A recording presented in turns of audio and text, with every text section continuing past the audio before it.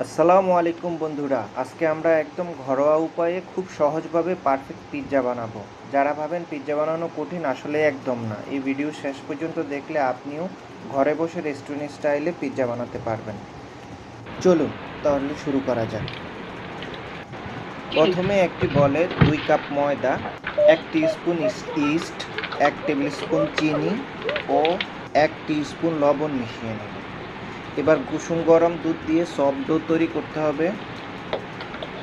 এভাবে আস্তে আস্তে সফট ডোগুলো মাখিয়ে নিতে হবে এবং মাখতে মাখতে স্টিকিনেস চলে এলে এগুলো দূর করার জন্য 1 টেবিল স্পুন তেল ব্যবহার করতে হবে এবং বেশ কিছুক্ষণ যাবৎ এভাবে এভাবে ফোল্ড অ্যান্ড পাঞ্চ করে এবং লিফট অ্যান্ড স্কোয়াশ করে মিশ্রণটি তৈরি করতে হবে।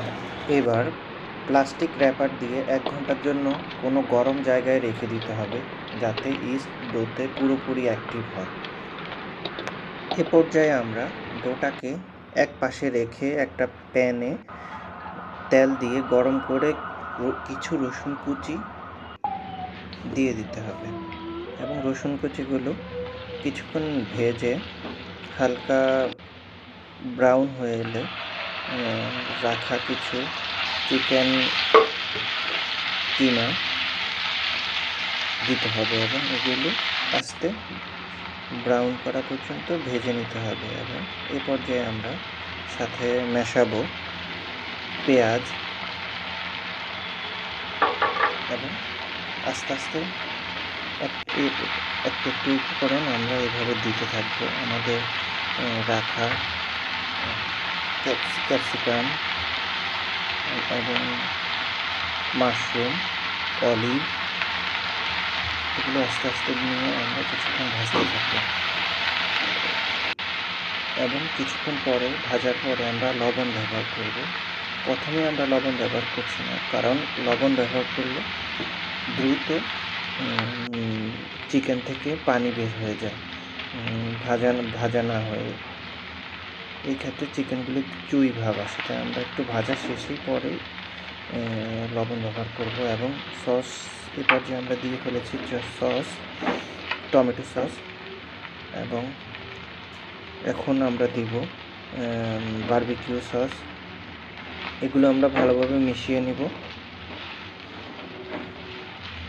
ভালোভাবে আমরা প্যানের মধ্যে এগুলো ভেজে নিব এবং এই পর্যায়ে কিছু আমরা কাঁচা ক্যাপসিকাম দিব এবং এগুলো আবার মিশিয়ে নিব আমরা। এই পর্যায়ে আমরা ব্যবহার করব কিছু অরিগানো এবং কিছুক্ষণ ভাজা শেষে আমরা এ পর্যায়ে কিছু পানি মিশিয়ে নিব। এখন আমরা আগেই আলাদা করে রাখা ডোটি নিব। ডোটি দেখে বোঝা যাচ্ছে এটা ফার্মেন্টেশন হয়েছে, এটার গ্লুটেন ওয়েব দেখেই বোঝা যাচ্ছে যেটা বেশ ফুলে গেছে। এখন আমরা এটা দিয়ে এই ডোটা দিয়ে একটা বড় লার্জ সাইজের পিৎজা এবং একটা স্মল পিৎজা করব। আমরা আপাতত আজকের ভিডিওতে আপনাদেরকে লার্জ আমাদের পিৎজাটাই দেখাচ্ছি।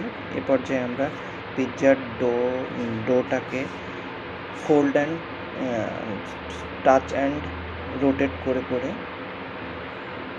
রাউন্ড শেপ করে নিব এবং হাতের টিপ বা মানে অগ্রভাগ দিয়ে আমরা সামনের দিকে আস্তে আস্তে নিয়ে যাব। আমরা চেষ্টা করব পাশে আমাদের একদম রুটি পাশের সাইডের দিকে আমরা যাতে চাপ না দিই এবং হাওয়াগুলো ভিতরে যে বুদবুদ হাওয়া গ্লুটেন ওয়েবগুলো আছে ওগুলো যাতে নষ্ট না হয়। এতে সাইডের পাশগুলো খুব ক্রাঞ্চি হবে এবং আমরা এই প্রসেসটা একটু সময় নিয়ে করতে হবে। শুধুমাত্র তাড়াহুড়া করা যাবে না, শুধুমাত্র আমরা আমাদের হাতের অগ্রভাগের অংশটুকু দিয়ে আমরা করব এবং বারবার উল্টিয়ে হাতের মধ্যে রেখে এক হাত আরেক হাতে করে রেখে আমরা এটা একটু বড় করে নিব এবং এই পর্যায়ে আমরা ওভেন এর প্যানের মধ্যে আমরা এটা সেট করে নিচ্ছি এবং সুন্দর একটা ভাবে গোল শেপ করে নিচ্ছি, যাতে এটা টপিং দেওয়ার জন্য রেডি হয়ে যায়। এই পর্যায়ে আমরা একটা কাঁটা চামচ নিয়ে আমরা আস্তে আস্তে দাগ দিয়ে নিব এবং টমেটো সস, প্রয়োজন মতো টমেটো সস নিয়ে নেব এবং আস্তে আস্তে ঘুরিয়ে ঘুরিয়ে পুরো পিৎজাতে মাখিয়ে নেব। এবং সস আমরা বেশি ব্যবহার করি, এক্ষেত্রে টেস্টি হয়, পিৎজাটা সফট হয়। এবং এই পর্যায়ে আমরা আমাদের রান্না করা টপিংগুলো, চিকেন এবং রান্না উপকরণগুলো দিব। এখানে রান্না উপকরণের মধ্যে আমাদের ক্যাপসিকাম, মাশরুম, অলিভ, অরিগানো সবই আছে। এগুলো আমরা রও দিব, কিছু রান্না করা দিচ্ছি আমরা, কিছু রও দিব। আস্তে আস্তে আমরা ইভেনলি সব জায়গায় বিছিয়ে নিব, যাতে কোথাও বেশি কোথাও কম না মনে হয়। এই যে দেখুন, এখন আমরা র উপকরণগুলো দেওয়া শুরু করব। ক্যাপসিকাম, মাশরুমগুলো আমরা আস্তে আস্তে সাজিয়ে নিচ্ছি।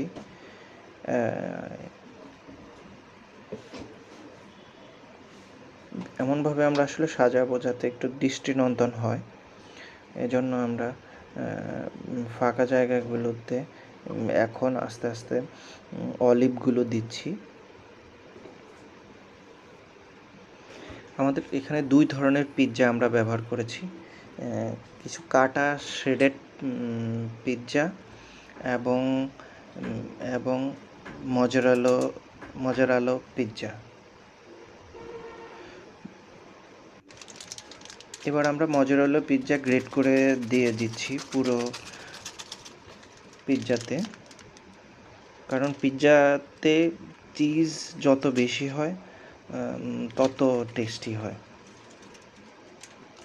পর্যায়ে আমরা কিছু অরিগানো স্প্রিঙ্কল করে পিৎজাতে দিয়ে দিব এবং প্রিহিট করা ওভেনে 20 মিনিট 200 ডিগ্রি সেলসিয়াস তাপমাত্রায় ওভেন করব এবং 20 মিনিট শেষে আমরা দেখি আমাদের পিৎজার কি কালার এসেছে, পিৎজা ঠিকমতো বেক হয়েছে কি না। ওয়াও, দেখুন পিৎজার কালার এবং সাইডগুলো দেখে মনে হচ্ছে বেশ ক্রাঞ্চি এবং মাঝে চিজ ব্লাস্ট হয়েছে। গরম ওভেন প্যান থেকে নামিয়ে আমরা আমাদের পিৎজাটিকে কেটে নিব। যাদের পিৎজা কাটার আছে তাদের জন্য আরও ইজি হবে। আমি ছুরি দিয়ে কেটে নিচ্ছি।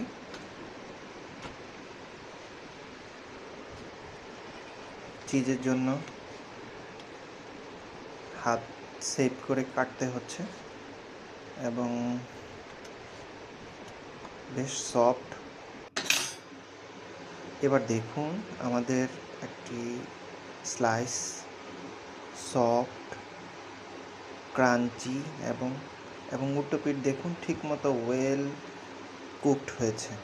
ধন্যবাদ আপনাদের পিৎজার রেসিপিটি দেখার জন্য। বাড়িতে ট্রাই করে অবশ্যই জানাবেন কেমন হলো। আর এটা আমাদের চ্যানেলের প্রথম ভিডিও, তাই ভুল ত্রুটি হলে ক্ষমা করে দিবেন। আর ভালো লাগলে চ্যানেলটি সাবস্ক্রাইব করবেন। আসসালামু আলাইকুম।